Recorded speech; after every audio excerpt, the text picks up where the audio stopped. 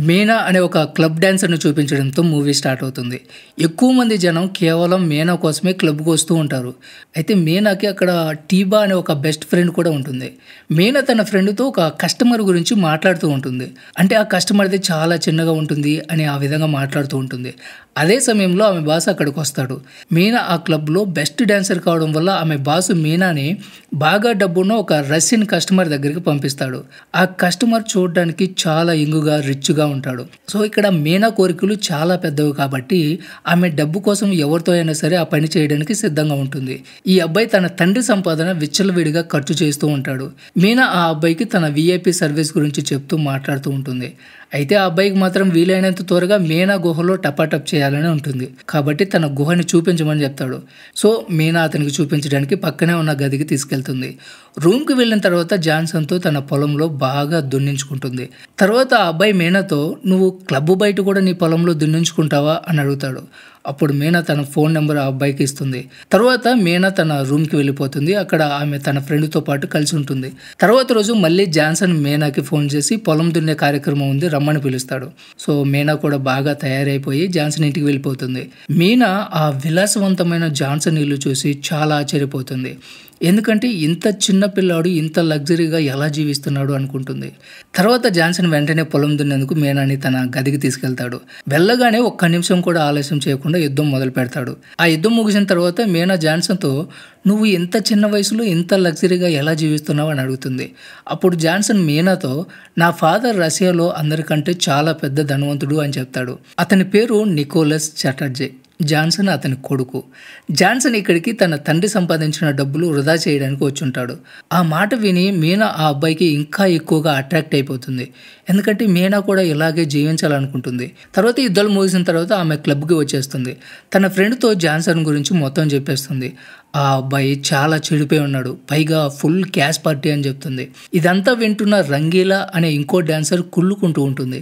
ఎందుకంటే మీనా తరచుగా బాగా డబ్బున్న కస్టమర్లతో ఎక్కువ టైం స్పెండ్ చేస్తూ ఉంటుంది.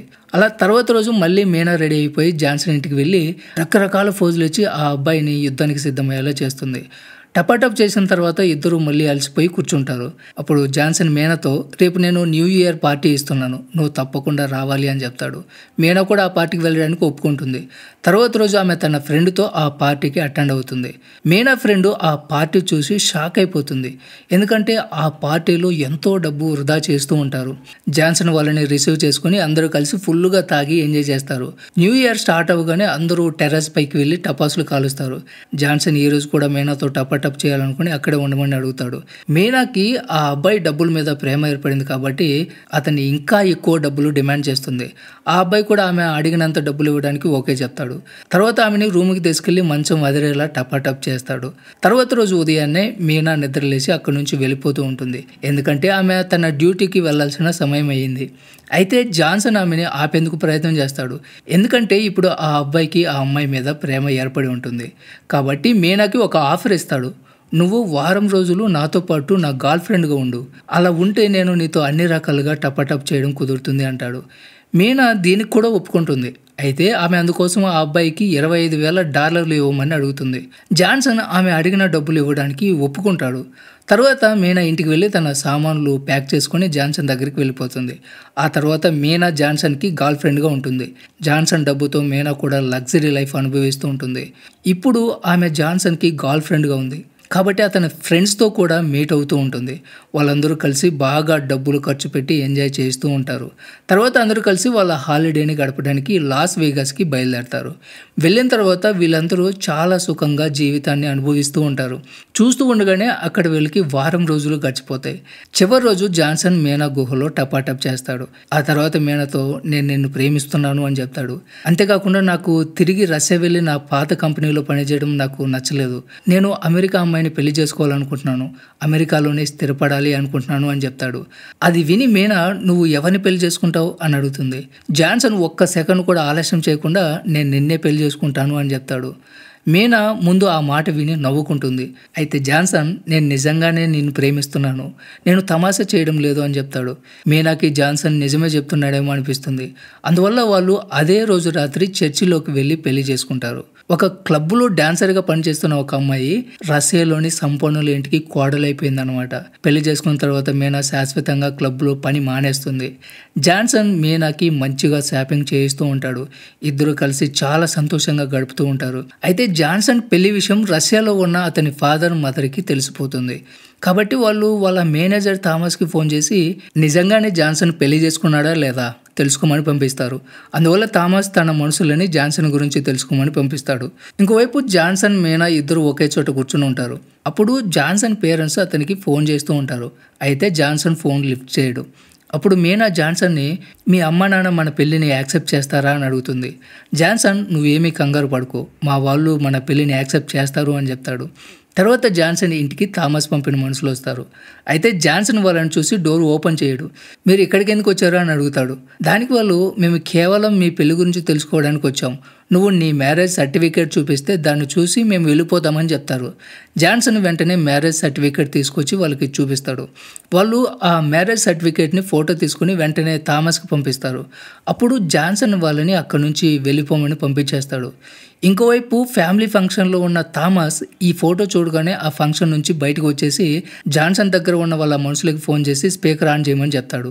ఎందుకంటే అతను మాట్లాడే మాటలు జాన్సన్ కూడా వినాలి అని.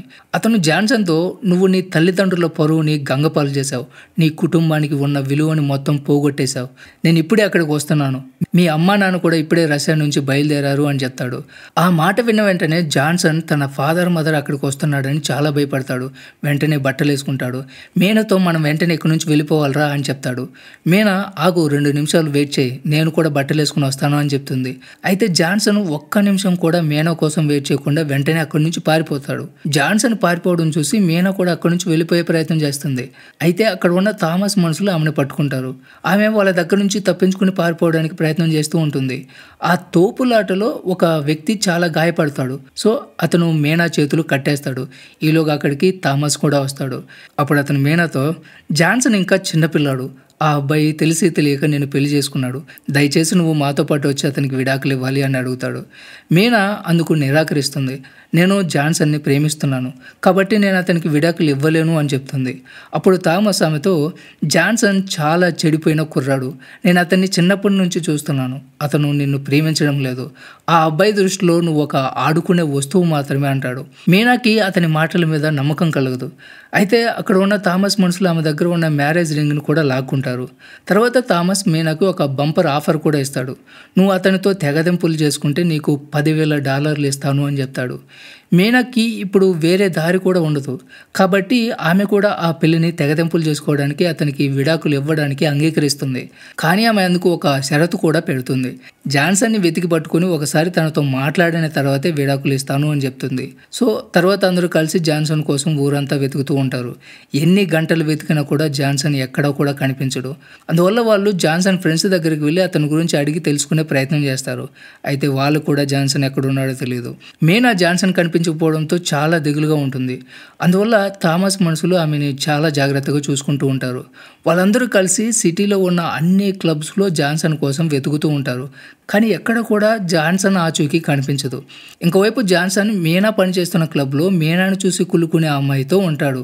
అయితే అదే క్లబ్లో ఉన్న మీనా ఫ్రెండు జాన్సన్ని అక్కడ చూడగానే మీనాకి కాల్ చేసి జాన్సన్ ఇక్కడే ఉన్నాడు అన్న విషయం చెప్పేస్తుంది. సో వెంటనే మీనా థామస్ని అతని మనుషులను తీసుకుని ఆ క్లబ్కి వెళ్తుంది. వాళ్ళు అక్కడికి వెళ్ళేసరికి జాన్సన్ బాగా మత్తులో తేలుతూ రంగేలతో రచ్చరచ్చ చేస్తూ ఉంటాడు. మీనా జాన్సన్తో మాట్లాడే ప్రయత్నం చేస్తుంది. అయితే ఈ పిల్లనాయలు మత్తులో ఉండడం వల్ల ఆమె మాటలు పట్టించుకోడు.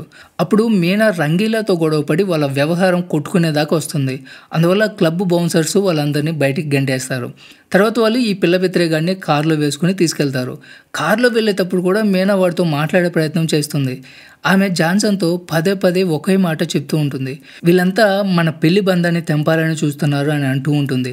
అయితే జాన్సన్ ఆమె మాటలకి ఎటువంటి రెస్పాన్స్ రెస్పాన్స్ ఇవ్వడు.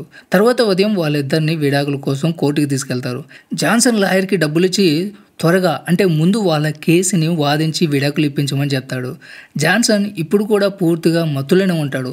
కేసు విచారణ మొదలుపెట్టగానే వాళ్ళ పెళ్లి గురించి అడుగుతారు. మీనాతో నువ్వు ఈ పెళ్లిని రద్దు చేసుకోవాలనుకుంటున్నావా అని అడుగుతాడు. మీనా అందుకు నిరాకరిస్తుంది. చర్చి ముందు వీళ్ళు బలవంతంగా మాకు విడాకులు ఇప్పిస్తున్నారని చెప్తుంది.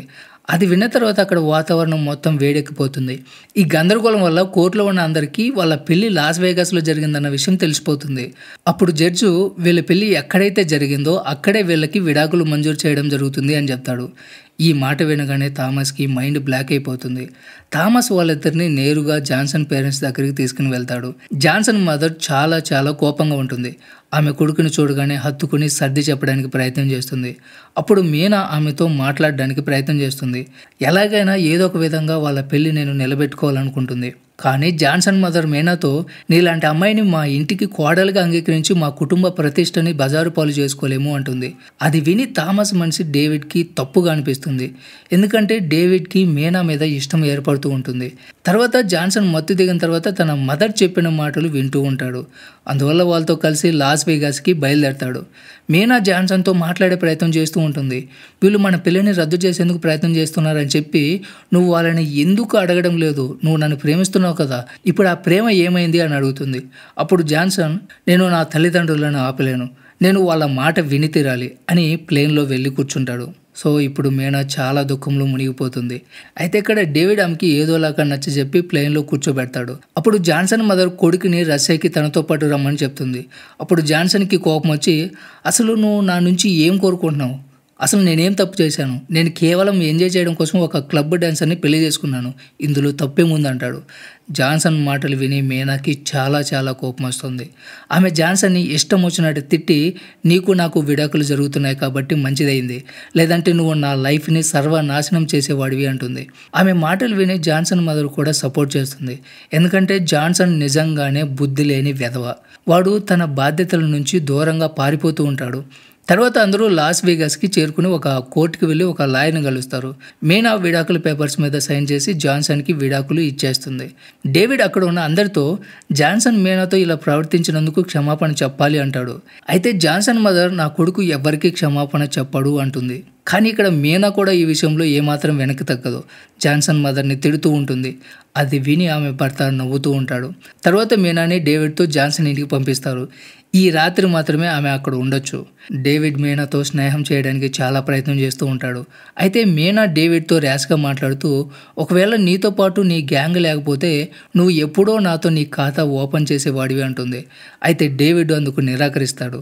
నేను అలాంటి వాడిని కాదు, ఒకవేళ నేను కోరుకుంటే ఇప్పుడు కూడా నీతో ఖాతా ఓపెన్ చేయగలను అంటాడు. అప్పుడు మీనా డేవిడ్తో నీ ఆయుధానికి అంత పవర్ లేదంటుంది.